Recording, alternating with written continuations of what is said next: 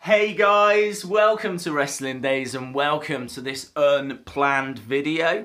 So PWI magazine, Pro Wrestling Illustrated, have just released their top 500 best male wrestlers. It's a list that comes out every year and it is known as the PWI 500, and it is a big deal because anyone that is anyone has topped this list. The very first person to top it in 1991 was Hulk Hogan. Sting topped it in 92. Bret Hart has topped it. Shawn Michaels, Stone Cold Steve Austin.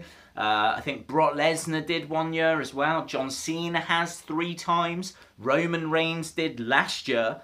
And so everyone wants to know who tops the list this year. It's a big deal. We've had that answer, but not only that, they've also shown us the top 10. Obviously you have to buy the magazine to see the full 500, but I do have the top 10, and more importantly, who is number 1. Now there's a few things to remember with this list, because it is very controversial. You will look at it and go, that's rubbish, right? Because I did. I mean, a lot of it makes sense in all fairness, but there's parts of it you go, no way are they, in the top 10 best wrestlers. But what you have to remember is they take into account titles, championship reigns, lengths of those championship reigns. That is a major factor. If you've had a belt and held it for the past 12 months, you're going to be very high on this list. So that is a big factor. The other thing as well is it only looks at July, I think it's June 2016 to June 2017. So that is the period. I can't remember if it's June or July, but you get the point. So anything that happened in August, I would say anything that happened really the end of July probably wasn't taken into consideration. So that is the window that they're looking at, and it does explain why a few of the people that have made the list, it explains as to why they made the list. I can tell you that Jushin Thunder Liger, the wrestling legend, is the only man to have featured in every single list. This started in 1991. And he is featured in the top 500 every single year. No idea if he's done it again this year. He is still active, but I don't know if they've ranked him in the top 500. So I'd be interested to see if he is. I would think he was in there. I can recall some matches that he's had in the past 12 months. So yes, we'll have to keep an eye out on that when the magazine comes out. But I think that's everything. I think we need to have a look at the top 10. So here it is, the PWI 500's top 10. And you can see, wow, it's a real mixed bag. So at number 10, we've got The Miz. Now, The Miz is going to be in there because of his Talking Smack promos, because of his Intercontinental Championship reign, or reigns, I should say. So, yeah, deserved. At number 9, Bobby Roode. He's going to be in there because of his 200-day plus NXT Championship reign. Samoa Joe in at 8. He will be in there again because of his NXT Championship reign. He's had a really strong 12 months, got called up to the main roster as well, was main eventing Great Balls of Fire when he went up against Brock Lesnar. So a good strong 12 months for Samoa Joe. Number 7, Dean Ambrose. I would have said Dean Ambrose has had a horrible 12 months. Like, I know he's been Intercontinental Champion, but really his promos and his in-ring ability and everything seems to have taken a step backwards. He seems to have found himself again. Now he's in the tag team with Seth, and I think that's a good move. But actually, if you remember 12 months ago, Dean Ambrose was WWE Champion, and that is why he is on this list.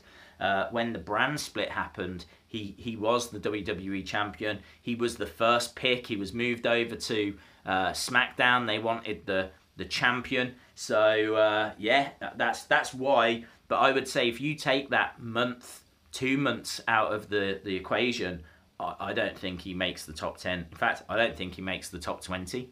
At number 6, Schinsky Nakamura. Obviously a big NXT championship reign for him. Feuds against the likes of Samoa Joe. His in-ring style and the impression that he made has been very strong down in NXT. It is starting to translate now on the main roster. It took a bit of time though. That match against Dolph Ziggler didn't set the world on fire. The match against Baron Corbin didn't set the world on fire. His match against Jinder Mahal didn't really set the world on fire. So he needs some big matches. His match against John Cena was good, and he needed that. So he finds himself at number 6. At number 5, Kenny Omega. Now this is really interesting. Kenny Omega didn't win the IWGP Heavyweight title and only just recently won the United States IWGP title. So he does have a belt now. I'm not sure if that was within the time period that they considered, but he is in there, make no mistake about it, because of his match quality, because of the impact he's made on the wrestling business. You know, those wars with Okada, I mean, they were wars, have really elevated him as a megastar. And if he had won the IWGP Heavyweight title at some point this year, he would be number 1. There's no two ways about it. Kenny Omega would be number 1. At number 4, maybe a little bit controversial, Roman Reigns. Now Roman Reigns, I think, has had a very good year because he's been US champion. He's been in, again, a war with Braun Strowman. Obviously, he very much is the face of WWE when John Cena isn't around. And so I think the impact that he has on the business means he finds himself at number 4. At number 3, Kevin Owens. The Universal Championship is why Kevin Owens is on this list. The night after SummerSlam, Finn Balor was injured, and so Kevin Owens won a match, thanks to Triple H, and became the new Universal Champion. That then led to this, you know, massive feud building between him and Jericho. He loses the title to Goldberg, and, you know, it was a big 12 months for Kevin Owens. At number 2, AJ Styles. I wasn't sure if AJ would come out at number 1, but he just gets pipped. He's at number 2. He's had WWE Championship reigns, and obviously he's in a United States Championship reign at the moment. I'm not sure that United States run will have counted towards his position on this list. But, you know, his in-ring ability is unquestionable. The impact that he has had on WWE since debuting at the Royal Rumble 2016 is unquestionable. And he deserves to be high on this list. But he is beaten. And number 1 is not a great surprise if you follow wrestling. It is the IWGP Heavyweight Champion. The man that kept Omega at bay. It is Okada. And now Okada becomes the first Japanese wrestler to top this list. He also becomes the first non-WCW, WWE wrestler to top this list. This is a big moment in wrestling. The fact that a New Japan pro wrestler has topped the PWI 500. All the wrestling websites are talking about it. I am absolutely fine with it. I think he deserves it.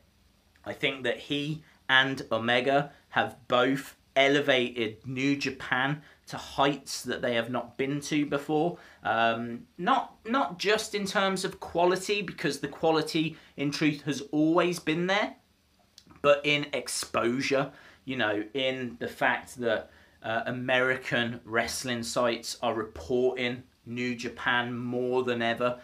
because of what these guys have been doing. So New Japan really is emerging as a rival, a credible rival to WWE, and it was very interesting to see New Japan hold that United States tournament and crown a United States champion, because they are making their intentions very clear. We could be on the verge of a war. Awesome, guys. Thanks a lot for watching. I hope you enjoyed this video. Let me know your thoughts in the comments below. If you did, give the video a like, hit subscribe, all of that good stuff, and hopefully see you again next time. Bye for now.